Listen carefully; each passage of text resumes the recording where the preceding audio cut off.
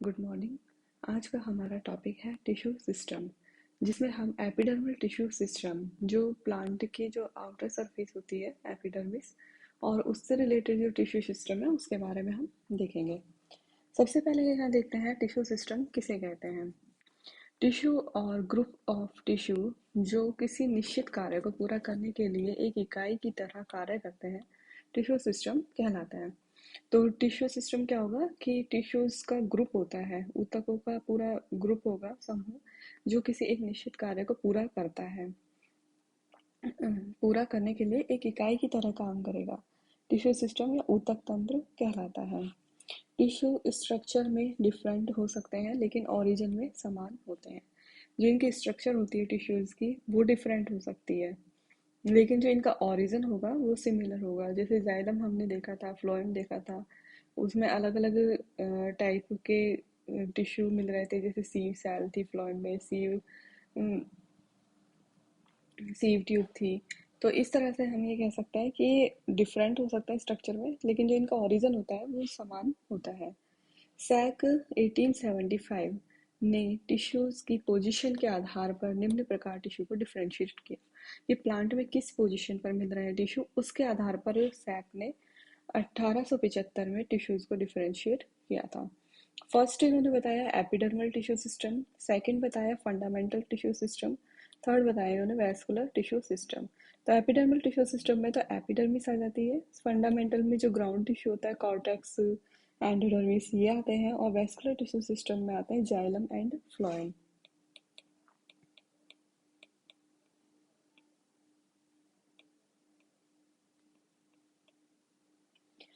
इसके बाद हैबरलैंड, इन्होंने 1914 में फंक्शन के आधार पर टिश्यूज को डिफरेंशिएट किया। जो हैबरलैंड थे इन्होंने कि टिश्यू क्या कार्य कर रहा है इसके आधार पर इन्होंने डिफरेंशिएटेड किया।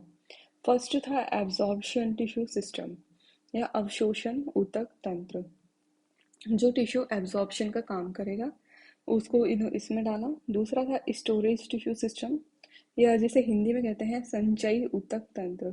तो इसमें वो टिश्यू थे जो कि स्टोरेज का काम कर रहे थे। तीसरा था मैकेनिकल टिश्यू सिस्टम या यांत्रिक ऊतक तंत्र। तो इस तरह से इन्होंने इसे डिवाइड किया। तो फर्स्ट यहाँ पर देखते हैं एपिडर्मल टिश्यू सिस्टम, जिसे हिंदी में कहते हैं बाह्य त्वचीय या अधिचर्मी ऊतक तंत्र। एपिडर्मिस क्या होती है? Outer layer of plant organs, plant के जितने भी ऑर्गन हैं उनकी आउटर लेयर ये होती है, सबसे बाहर पाई जाती है प्लांट में। एपिडर्मिस ग्रीक वर्ड है, जिसमें एपी का मतलब तो होता है अपॉन या ऊपर, और डर्म का मतलब होता है स्किन। जो सबसे बाहर की तरफ स्किन पाई जा रही है उसे एपिडर्मिस कहेंगे। Origin of epidermis in stem, outer layer of tunica, tunica की जो आउटर लेयर होती है उससे यह ओरिजिनेट होती है। और रूट में इन रूट इनिशियल सेल से यह ओरिजिनेट होगी। Structure of epidermal tissue system. अब यहाँ पर एपिडर्मल टिश्यू सिस्टम की स्ट्रक्चर देखते हैं कि क्या इसकी संरचना होती है। तो इसमें एपिडर्मिस पाई जाती है, स्टोमेटा पाए जाते हैं, और एपिडर्मल आउटग्रोथ्स इसमें देखी जाती है। सबसे बाहर आउटर लेयर होती है जो एपिडर्मिस, स्टोमेटा जिन्हें रंध्र भी कहते हैं, और एपिडर्मल आउटग्रोथ्स इसमें आएंगे। एपिडर्मिस, अब सबसे पहले यहाँ हम देख रहे हैं एपिडर्मिस को। एपिडर्मिस कैसी होती है? Single layer in angiosperm plant, एक परतीय होती है।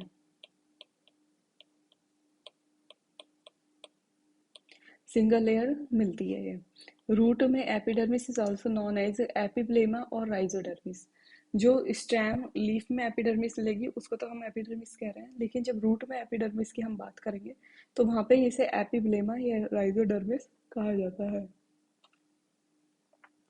In rhizodermis, stomata and cuticle is not found।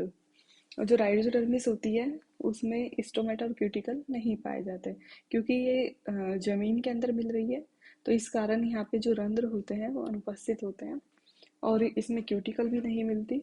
Root hairs are developed from rhizodermis, और जो रूट हेयर्स होते हैं उन्हें वो इससे ही डेवलप होंगे, राइजोडर्मिस से डेवलप होते हैं रूट हेयर्स।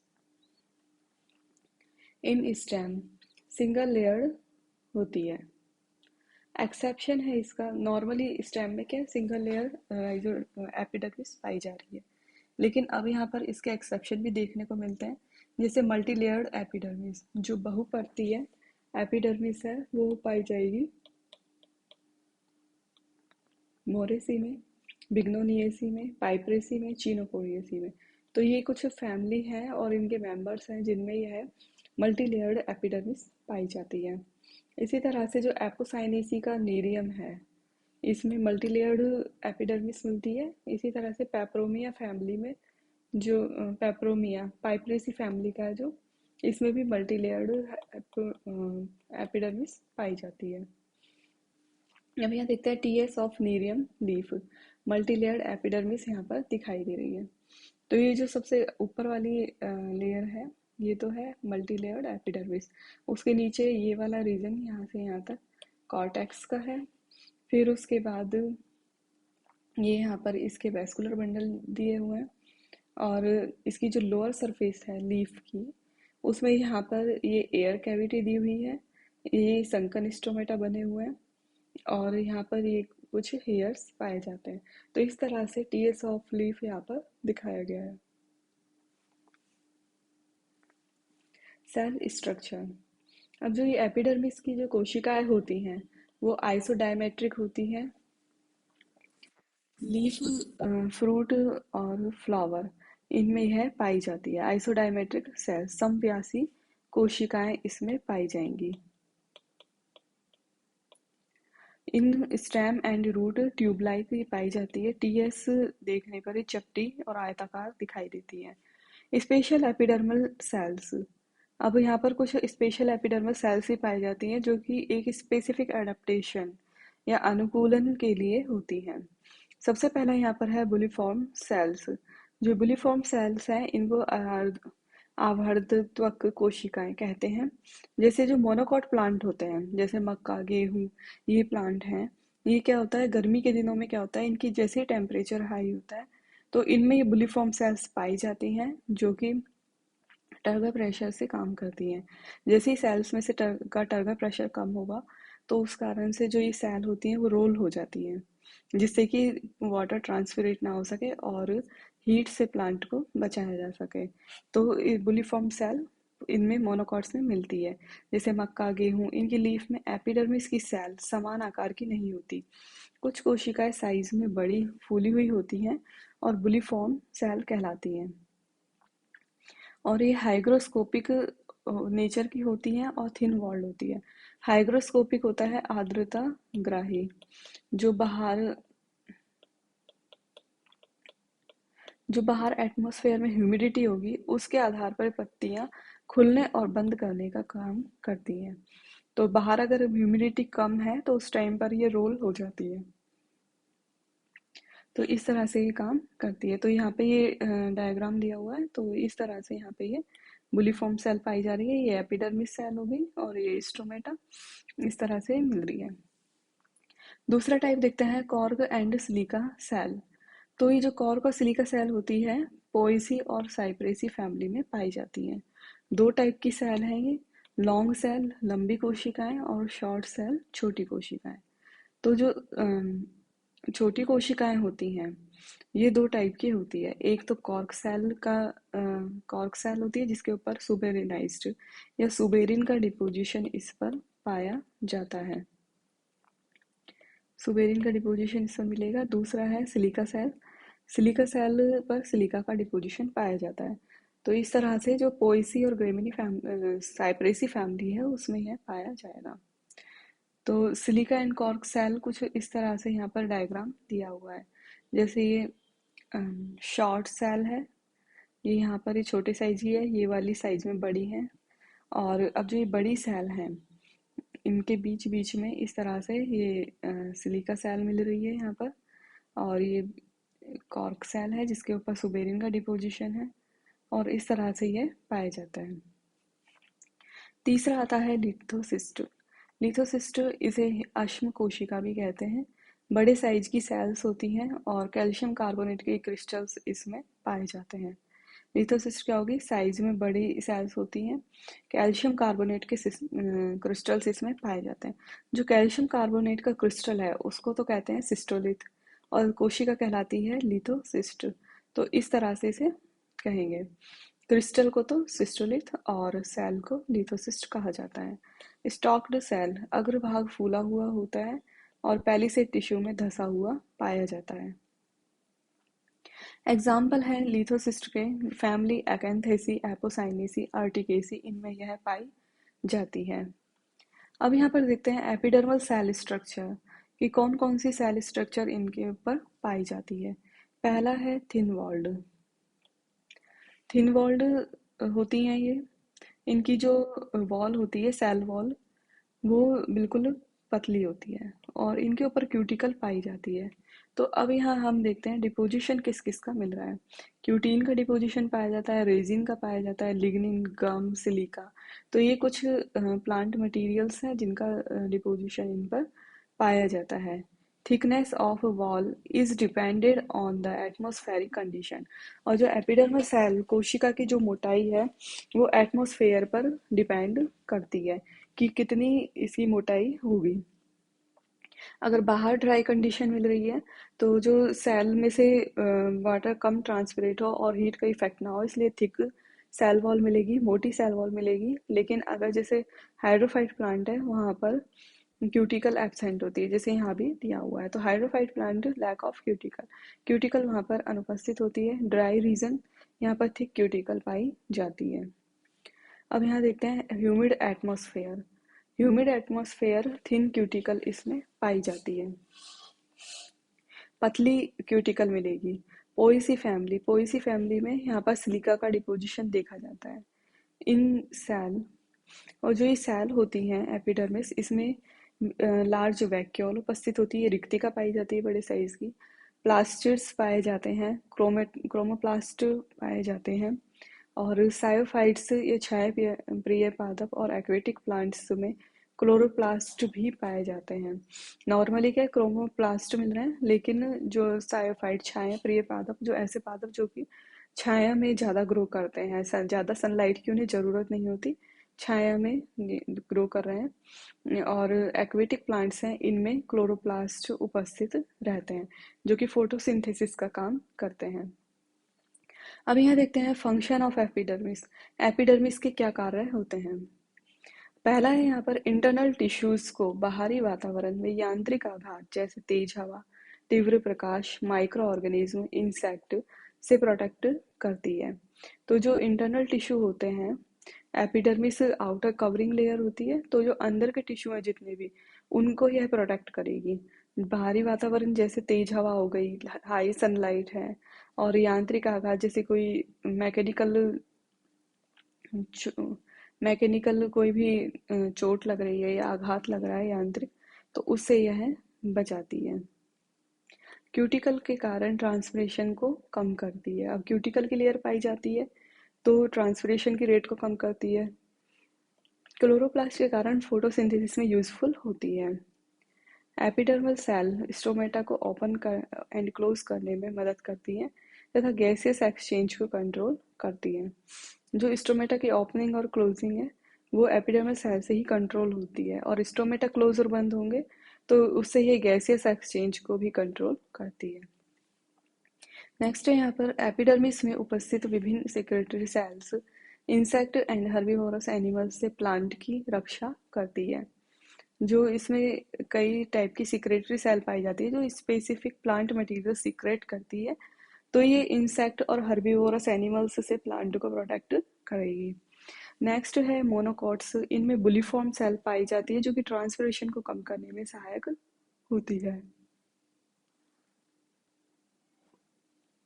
नेक्स्ट, अब यहाँ देखते हैं सेकंड स्ट्रक्चर, स्टोमेटा। स्टोमेटा है जो leaf and aerial part of plant में पाए जाते हैं, पत्तियों में पाए जाएंगे। इसके अलावा पादप के जितने भी वायवीय पार्ट हैं या वायवीय भाग हैं उनमें यह पाई जाती है। Structure of stomata. अब स्टोमेटा की स्ट्रक्चर देखते हैं तो इसमें क्या होता है, दो गार्ड सेल होती है, जो कि स्टोमेटा को, जो रंध्र होता है, उसको चारों ओर से घेरे रखती है। गार्ड सेल का साइज, शेप और अरेंजमेंट एपिडर्मल सेल से डिफरेंट यहाँ पर होता है। इस दो गार्ड सेल मिल रही हैं, स्टोमेटा को चारों ओर से घेर के रखती हैं, और जो इनका साइज, शेप और अरेंजमेंट है स्टोमेटा का, गार्ड सेल का, वो एपिडर्मल सेल से अलग होती है, क्योंकि जैसे नॉर्मल एपिडर्मल सेल से थोड़ी साइज में बड़ी होगी, जो इजीली रिकॉग्नाइज हो जाती है। स्टोमेटल एपरेटस, स्टोमेटल एपरेटस में आता है stomata plus guard cell plus subsidiary cell, ये इसमें इंक्लूड किया जाता है। तो यहाँ पे स्टोमेटा का डायग्राम दिया हुआ है, जैसे ये गार्ड सेल है और ये बीच में स्टोमेटा है, ये बीच में रंध्र मिल रहा है और ये इसकी गार्ड सेल है। तो इस तरह से पाई जाती है। तो इसके बाहर सेल वॉल है, इसमें क्लोरोप्लास्ट भी उपस्थित है, गार्ड सेल भी पाई जाती हैं। बीच में ये लार्ज वैक्यूल है इसमें, और ये इस तरह से इसमें न्यूक्लियस पाए जाते हैं। तो ये ओपन स्टोमेटा है और ये क्लोज स्टोमेटा की फोटो यहाँ पर दी हुई है। सब्सिडरी सेल और एसेसरी सेल, ये क्या करती है, गार्ड सेल को चारों ओर से घेरे रहती है। सबसे पहले बीच में स्टोमेटा रंध्र होगा, रंध्र के चारों ओर गार्ड सेल और उसके चारों ओर भी सब्सिडरी सेल पाई जाती हैं, जो कि सहायक कोशिकाएं होती हैं।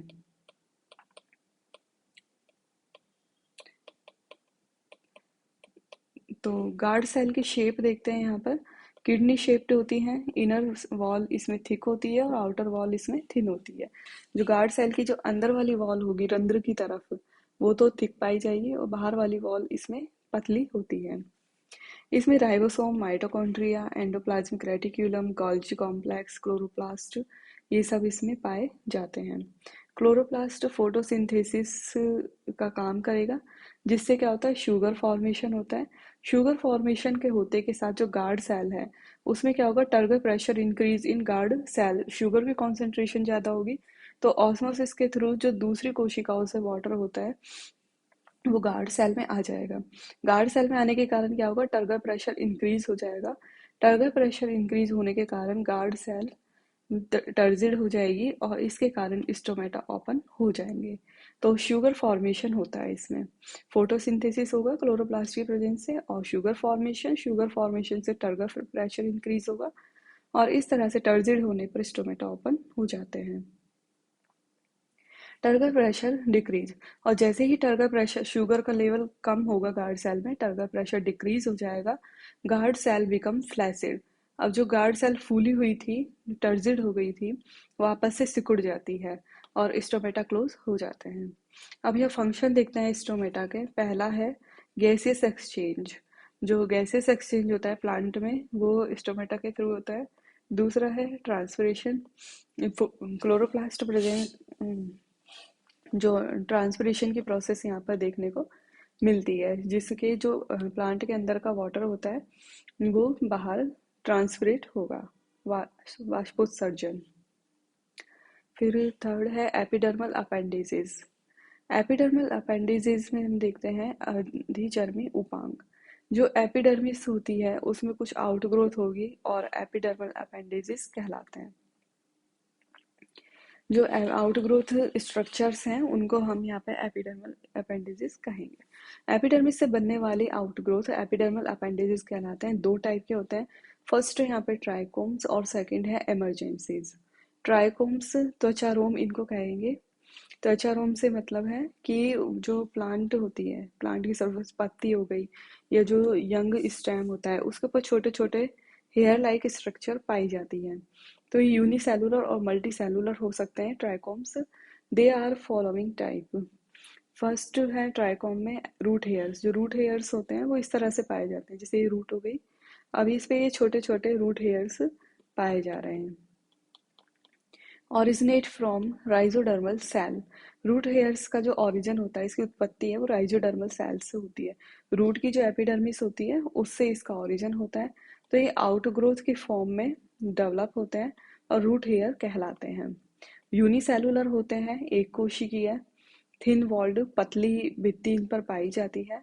अल्पजीवी, शॉर्ट लिव्ड होते हैं ये, और एब्जॉर्प्शन ऑफ वाटर, इनका काम होता है भूमि से या जो सॉइल में वाटर प्रेजेंट है उसे एब्जॉर्ब करना। दूसरा है यहाँ पर shoot epidermal trichomes. Shoot epidermal trichomes में आएंगे originate from epidermal cell, unicellular या मल्टी सेलुलर ये हो सकते हैं। इसका एग्जाम्पल है यूनिसेलुलर अनब्रांच्ड, जैसे यूनिसेलुलर अनब्रांच्ड एक कोशिकीय है और इसमें ब्रांचिंग भी नहीं पाई जाएगी। इसका एग्जाम्पल है हेयर, साल्विया प्लेबिया में इसमें जो हेयर पाए जाते हैं वो इसका एग्जाम्पल है यूनिसेलुलर अनब्रांच्ड का। फिर नेक्स्ट है यूनिसेलुलर ब्रांच्ड हेयर ओरिया स्पीसीज में स्टिलेट हेयर, मतलब जो स्टार शेप्ड होगा ये साइडा एंड स्पीसीज में। फिर नेक्स्ट आता है basal region embedded in epidermis, जो रूट जो हेयर होता है ट्राइकोम्स, इसका जो बेसल रीजन होता है आधारीय भाग, आधारीय भाग, इसका आधारीय भाग एपिडर्मिस में एम्बेडेड रहता है। और ग्लैंडुलर, स्रावी और नॉन ग्लैंडुलर दो टाइप के ये पाए जाते हैं हेयर। तो जो ट्राइकोम है ये भी दो टाइप के होंगे जो हेयर मिल रहे हैं, ग्लैंडुलर स्रावी जो कि कुछ सीक्रेट करेंगे और नॉन ग्लैंडुलर जो सीक्रेट नहीं करेंगे। अब जो ग्लैंडुलर हेयर होते हैं वो भी दो टाइप के होते हैं जो कि कुछ सीक्रेट करते हैं। जैसे फर्स्ट है इसमें ब्रांच्ड मल्टी सेलुलर ट्राइकोम्स, तो ये ब्रांच्ड मल्टी सेलुलर ट्राइकोम्स है। अब ये यहाँ पर वर्बेस्कम और डोम्बिया इसमें पाए जाते हैं। दूसरा है अनब्रांच्ड ट्राइकोम्स जो कि सिंगल सेल्ड या बिना, इसमें कोई ब्रांचिंग देखने को नहीं मिलेगी। चीनोपोडियम और एट्रिफ्लैक्स में ये पाए जाते हैं।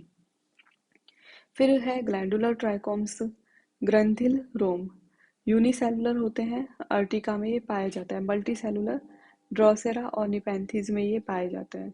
इमरजेंसीज गुलाब के कांटे, इसका एग्जाम्पल है इमरजेंसीज का गुलाब के कांटे होते हैं जो इमरजेंसीज का उदाहरण है। फंक्शन ऑफ एपिडर्मल अपेंडेजेस, जो एपिडर्मल अपेंडेजेस होते हैं इनके फंक्शन होते हैं reduce transpiration, help in pollination, in secretion, glandular hair. तो ट्रांसपिरेशन को कम करने का ही काम करते हैं ट्राइकोम्स होते हैं जो, क्योंकि ऊपर एक लेयर बन जाएगी जो कि उसे कवर करके रखेगी और जो हीट होती है उससे प्रोटेक्ट करेंगे जिससे ट्रांसपिरेशन कम होगा। इसके अलावा ये पॉलिनेशन में हेल्प करते हैं, जैसे कोई इंसेक्ट है वो इस पर आकर के बैठेगा तो पॉलन ग्रेन है वो उसके ऊपर छोड़ गया, इसी तरह से सीक्रेशन ये करते हैं। Thank you.